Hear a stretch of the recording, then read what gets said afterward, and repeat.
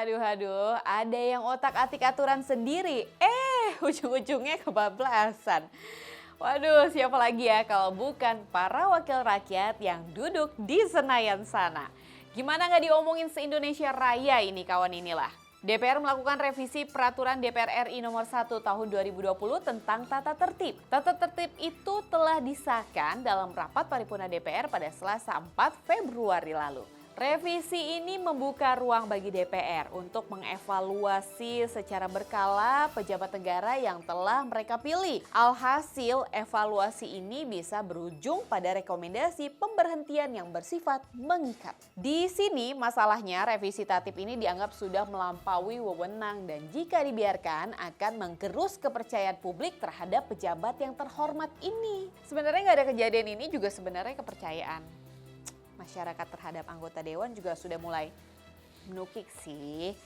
Ya jelas lah.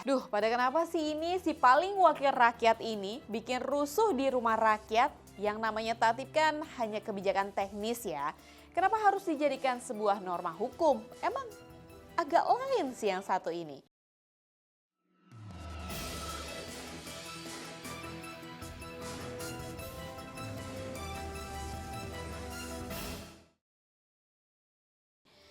Semua pihak ini sepakat jika revisi tatip dengan menambah pasal 228A adalah tindakan pembangkangan konstitusi alias ngadi-ngadi. Makin ke sana makin ke sini kelakuan para wakil rakyat ini, geleng-geleng deh saya. Wakil Ketua DPR RI Sufmi Dasko Ahmad buka suara usai ramai-ramai kritikan soal tatip DPR. Dasko menyebut tata tertib tersebut hanya berlaku secara internal. Gimana nih maksudnya Pak? Peraturan internal gimana yang dimaksud? Kalau internalnya kok malah mengevaluasi pejabat negara, malah bisa dicopot lagi sama DPR. Kalau kayak gini nih khawatirnya ada lembaga yang sedang memantau anggota DPR terus dianggap mengancam, langsung dicopot lagi nih sama anggota DPR. Misalnya KPK sedang mantau DPR, bisa-bisa kepala KPK langsung dicopot jabatannya. Padahal itu adalah ranah eksekutif loh. Legislatif udah kejauhan itu Pak Dasko. Iya sih Pak, Bapak dan teman-teman DPR ikut dalam fit proper test. Tapi kan bukan berarti bisa ikut dalam ranah yang menjadi urusan presiden. Tapi lagi-lagi Dasko berdalih revisi tatip ini untuk mendorong kinerja pengawasan DPR. Dasko malah bingung. Kok sampai ke isu pemecatan si A, B, C sampai Z dan kan bukan undang-undang. Pengamat politik dari Citra Institute Efriza menilai tatip baru DPR sara muatan politis. Menurut Efriza salah kaprah nih dan konyol.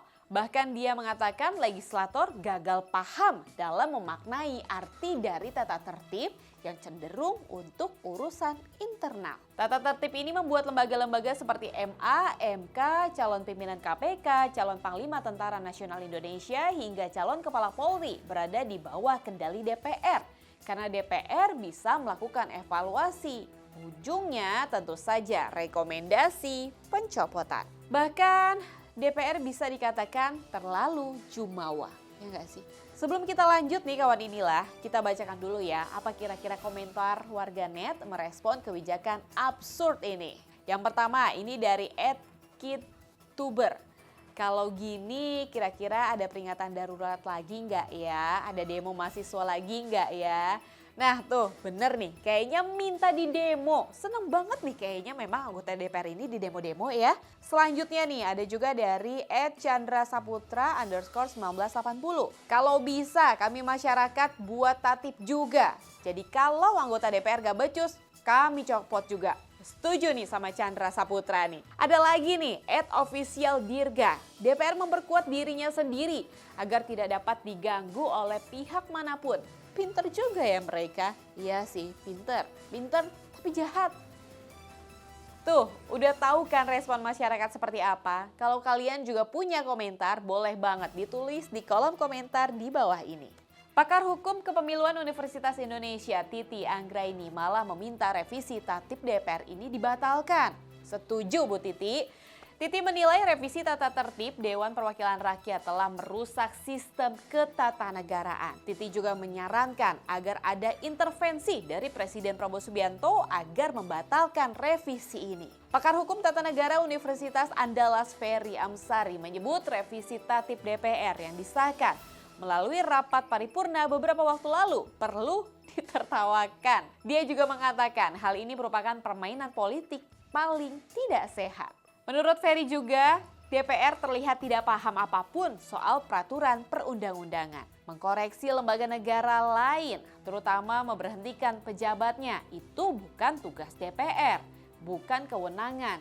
Dia sudah campur ke wilayah yang terlalu jauh di kekuasaan lembaga lain.